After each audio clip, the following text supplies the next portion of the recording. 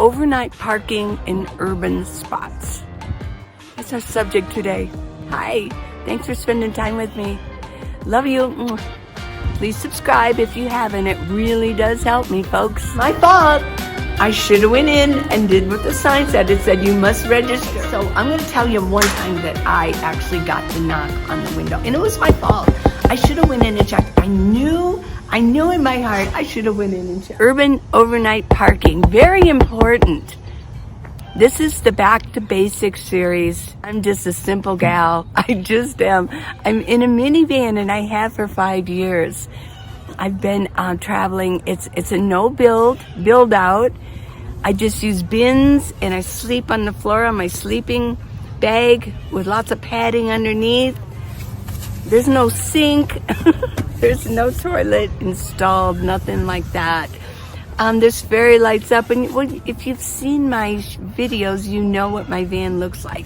So I like to get back to the basics. And here's something else I like to do that y'all know if you know me, is I like to hang out in cities. And why do I like that? Well, there's so many facilities to enjoy out here, right? I mean, I got stores galore. I still have nature, because look at me. I'm hanging out in a park. And I know, yeah, this is a children's area. Yeah. But I mean, there's plenty of green grass. There's birds. There's lots of trash bins, things like that. So let's get into the parking aspect of being in an urban area. Now, I know a lot of you might say, well, you could go on BLM land and you're going to give me suggestions on that. That's fine. Go ahead in the comments. If you like to be out in the wild more than you like to be in the city, let's have some ideas, right? But this video, don't mistake, this is for urban overnight parking. And I'm pretty good at this. So, number one is in residential areas. It's not against a lot to park in a residential area. I mean, you can do that. Just be stealthy, be respectful, be clean, and get your window coverings up, and try not to stay in one spot too long. I'm going to mention that every city is different. This is what I found. Every city has different, every state has different rules. Every city has an attitude. This is what I have found. There's an attitude going on with every city. And where I'm at, it's a different attitude, you know? And of course, when I'm in Tucson, there's a whole different attitude. I know the attitude in Tucson. I love Tucson. It can be a tough town. It can be kind of a, should I say, kind of a badass town. I mean, you have to stand up for yourself in Tucson. You just do. And I was there for 40 years, so sometimes I can get a little bit of an attitude. But that's because that's where I'm from. I've lived in Tucson 40 years, and so I know that you got to hold your own there, or people will just bully you or run over you. And I find that I like to be in a different city. I like to be, well, I start off with different attitudes. I like to be really nice and smiling. And then it gets to the point where I'm comfortable there, so I'm not like so giddy, smiling at every little buddy like this little weirdo, you know, like hey, you know, trying to talk to everybody. So things kind of calm down naturally. But I do kind of notice the town that I'm in right now isn't an overly friendly town. Like, oh, everybody wants to say hi. In Tucson, it is that way. A lot of people like to say hi, and not everybody, obviously, because I did mention it's kind of a badass town. It kind of is. But there's a different attitude. So what I'm getting at is not one size fits all when it comes to urban dwelling and urban overnight parking. What I call it, and I've coined this phrase, it's urban nestling. You kind of nestle into the city and become one of the people. You're not as noticed. People don't you know, like, oh, she's different or he's different. No, I like to nestle in, and I like to observe, and I like to nestle in. Okay, so when it comes to neighborhood parking, yeah, it's different everywhere. I don't go too high-end neighborhoods, and I don't go too low. I kind of go in the middle.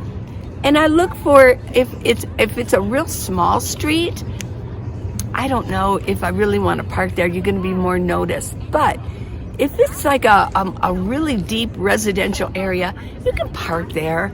I wouldn't park right in front of a house where their steps go up. But maybe what I do is there's a house here and a house here. I kind of park in the middle.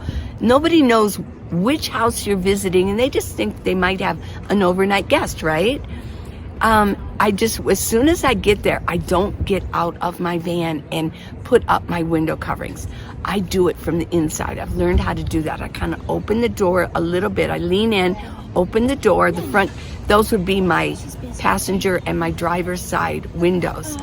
Because the other ones I can do from the inside. But I have to have those open for driving, and then my windshield. So what I do is I get the side windows done first, because people could see me from the side more than they can see me from the front, because I'm facing the road, right? So I kind of peek in and I get it up, and then I shut the door and lock it, do the other side. Then I get my windshield up.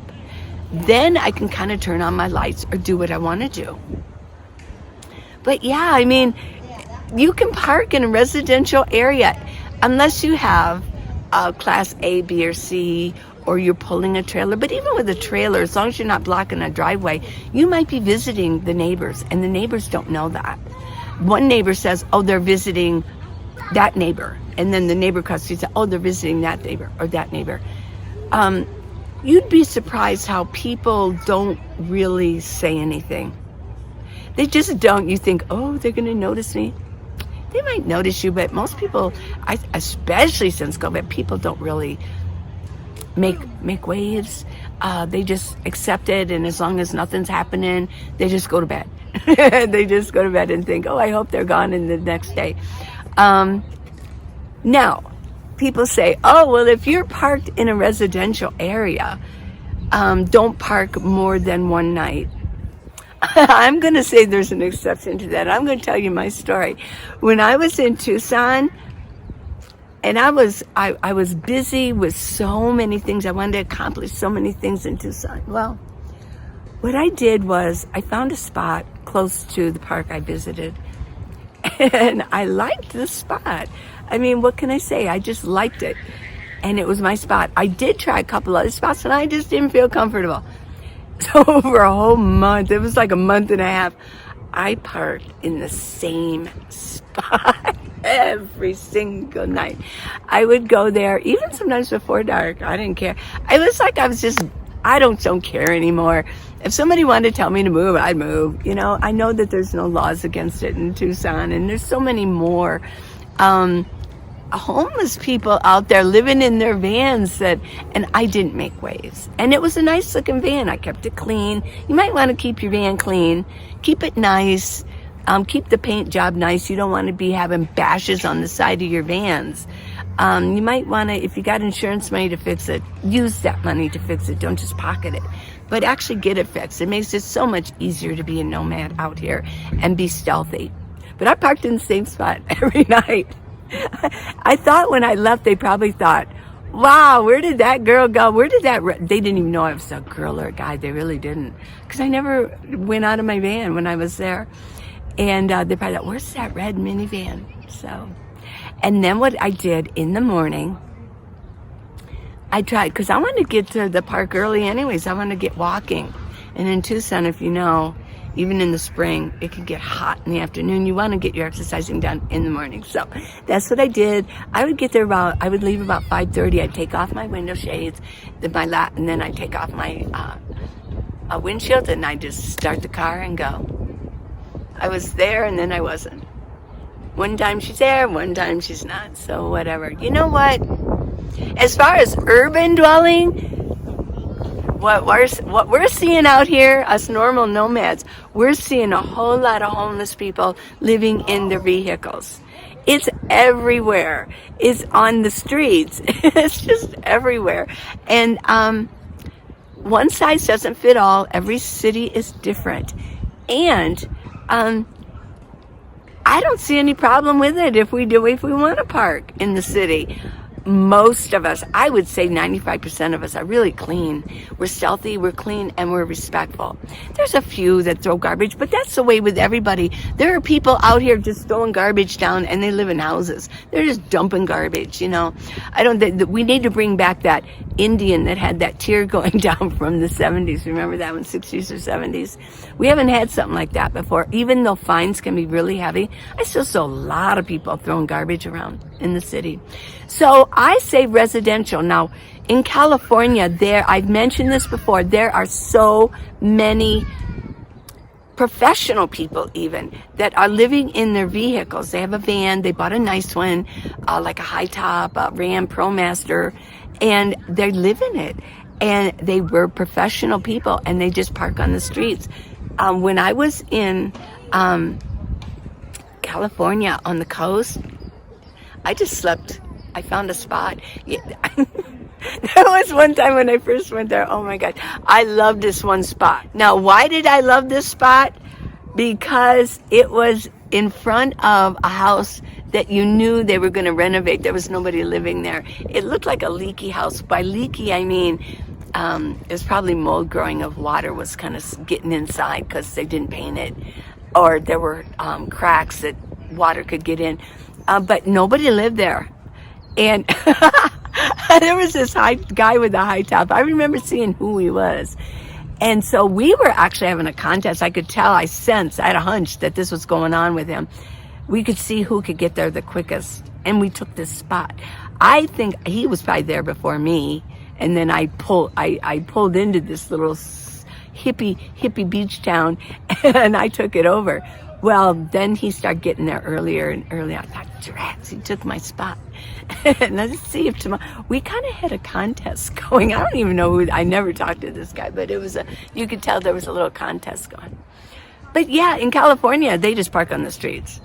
When Paula and I were in San Francisco, we had to go early, but we parked on the streets. We found a spot that wasn't like this or like this. If you could get sort of level, we were good. And sometimes we had to go into residential, real deep, and find a spot. But we were happy to be in San Francisco. It's a fun place to be a nomad. So yeah. And in San Francisco, they have certain parking times that you can. They clean the streets. They're very clean there, and they clean the streets. But they have it posted, so don't be in this one spot that day. You know, yeah. So I say residential. You have to get the feel of the town and go residential. You'd be shy. Don't be afraid. Don't be afraid.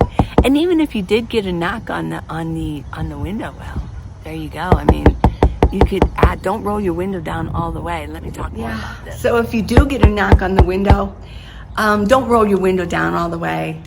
And just say, hello. I would have to take my window covering off. I would probably just peel my window covering down just a little bit and say hello. And another thing too is to have your phone ready and start recording it. Maybe don't show them that you're recording it, but I would definitely record it. And even if you don't get the visual, you will have the audio of what's going on. And they'll say, well, are you okay? They might just, maybe somebody called, they want to do a welfare check and say, oh yes, I'm okay. I just felt a little tired and I wanted to just stop, and I'll be gone in just a little bit. Sometimes that's all you have to say. Now, if there is a city ordinance, oh, you can't be here unless you're, it's like, it's a public street. You know, you can say, oh, okay, well, do you have any suggestions? Always get suggestions. Because it's in the middle of the night. I mean, I'm pretty groggy in the middle of the night, and yeah. Just say, was there any suggestions for a sojourner such as myself? A simple, gentle sojourner that could, you know, play it up, you know. Yeah, okay, so I'm going to tell you one time that I actually got the knock on the window, and it was my fault. I should have went in and checked. I knew in my heart I should have went in and checked. But I didn't. I was in, I ride in Salt Lake City. And I always thought, you know, truck stops, Love's truck stops, yeah. Well, this was an inner city truck stop. It was a Love's. I don't know how that happened. I never see a Love's truck stop or gas station in the middle of the city, but this was. And it was around 12 o'clock on my window, and it was, oh my gosh. I was asleep because I'd been traveling all day. And he said, you have to move. He moved. There was a whole bunch of people that had to move. But I told him, I said, look, I don't do well driving. I'm groggy. I played up the senior citizen. I'm a senior citizen, and I'm really tired, and I don't do well driving in the night. Can I be here? He goes, no, you cannot. So you have to go. So what I did is I wasn't happy. I didn't know where I was going.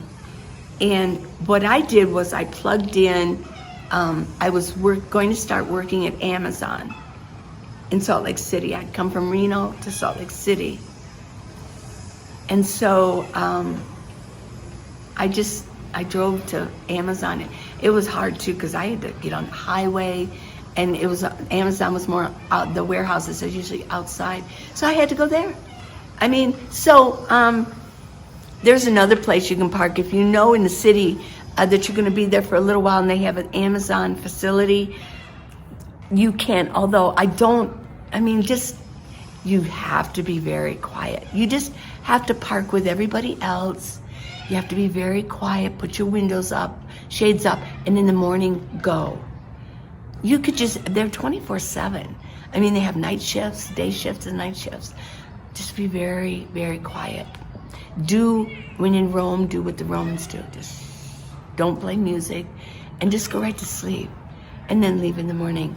So there may be a time when Amazon starts making sure that everybody has a sticker on their car, but as far as I know, they don't. Julie, you work at Amazon still. Have they gone to stickers yet? I suspect at some point they might. But if not, everybody abuses it, they won't. So don't abuse it, right? Okay, so it was my fault. I should have went in, and I knew I should have gone in. One other time was Walmart, so we'll talk about some corporations you can park at. I was at Walmart, and it was in Lake Havasu. Oh, that's a no-no. But I was new at this, and I parked, and I got the knock, yeah. And he was nice, and he said that I could stay there, but I had to leave in the morning. There was just a city ordinance. He handed me a card with all kinds of coordinates of BLM laying around there, so that was cool. One other time I got the knock was in Parker, Arizona, and I'd already stayed at this casino. It's a Blue Water casino, and I'd already stayed there before, but during COVID, they changed the rules, and it was my fault. I should have went in and did what the sign said. It said, you must register. Well, I decided, I've done this before. Well, I got the knock, and I told him the same thing. I go, I don't drive very well. I don't do very well. He said, did you register your car to spend the night here? And I said, no, sorry. And I said, is there any way I can stay? He goes, there is. He goes, but you have to guarantee me you'll be out of here by 5 a.m, because if there was somebody there without, and he would have gotten in trouble, and I didn't want to give him, so I set my alarm. I was out of there. And it wasn't too long. I went to Walmart, which is real close. But now at the Blue Water Casino in Parker, they have actually stopped allowing even minivans. You have to be self-contained. They think that if there is a toilet in there, you're using it as a toilet, which really isn't true. For RVs, a lot of people don't use their toilets because they don't want to dump the gray water, blah, blah. That's a whole nother video. So I wanted to talk about the overnight parking in urban areas, because a lot of us like urban areas. If you like urban areas, where do you park during the day? At a park, or you can park at a Walmart. You can go where you can find like a covered shade parking that have solar panels if you want to get out of the sun, things like that. But where can you park in a corporation? Well, if you're going to go to Walmart, just go in and ask. So many of them allow it, and they'll tell you where to park. What area, on the south end or the east end or whatever. Cracker Barrels, you can park. They like you to park there, as long as you're clean. They like you to park there because they ask that you go in and patronize them. And I do. Paula and I do when we're together and we're parked at a Cracker Barrel. Bass Pro Shops, yes. Cabela's, yes. Sometimes Lowe's, sometimes Home Depot. And truck stops. Oh my gosh, truck stops. So these are places that you can park. Do not be afraid to go into residential and find a spot and park in the front. Go later, maybe right before the sun goes down, and just park. And record if somebody does knock. But it's your fault if you don't ask, like a corporation, can I park here? You know, it's your fault if you get the knock. They're not going to arrest you. Well, you know, times are changing. I mean, I don't know. For right now, I wanted to do this video because I researched, and there were other videos, but some of them were from way back. It was pre-COVID. Things have changed since then. And at some other point in another video, I'll talk about, you know, BLM and boondocking out there. But right now, I'm talking about urban nestling in and being in the city and enjoying all the things that are here. While I'm in this city, I'm enjoying the senior center. I'm enjoying stores, Walmarts, their park system, their gym system. Oy vey shmir, I'm having a good time, yeah. So please subscribe and give me a thumbs up. Thank you so much. And don't forget, on minivanlee.com, I've got exercise videos. You can leave me a gift. I get 100% of everything from my website because it's me. It's all secure. It's as secure as using Amazon or any other place where you might use your credit card or your debit card. But it's all secure. And it's minivanlee.com, minivan-lee.com.org. Oy vey. Yeah, it's all there. And I do have the arm gaiters and the neck gaiters there too. So I appreciate you. I love you. And let's get back to some basics, everybody. More and more people are finding that they have to embrace this lifestyle. Now, they soon find out they love it, but we are here, a lot of us who are regular nomads, we did it on purpose, but there are people now that aren't doing it on purpose. They have to move into their vehicles. So we got to back to basics for everybody. Love you. Bye.